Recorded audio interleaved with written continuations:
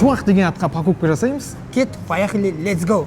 Ш әрпіне шампиньон саңырауқұлағы маринатталған, бағасы 899 теңге. Братан, закуска емес па? Жоғы, жейтін ғой. У әрпіне уылдырық, бағасы 1019 теңге. Братан, закуска ғой.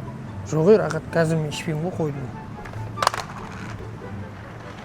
А әрпіне арахис, бағасы 519 теңге. Мұны, братан, закуска емес па? Жоқ, рақат, арахис шегін кеп тұр. Қ әрпіне қияр тұздалған, бағасы 999 теңге. Бля, братан, мұның барлығы закуска ғой. Құмаш, рақат, жегін кеп тұр. Барлығы 3436 теңгеге шықты. Шуақ деген атқа сен зат ал дедің, мейлі онда мен саған апар дедім. Алған затты закускума деп қоймай қойдың, рақат ау сен соншама қатал медің. Ой, кетші, братан, бірдеңе болса өлең оқи беретін, не?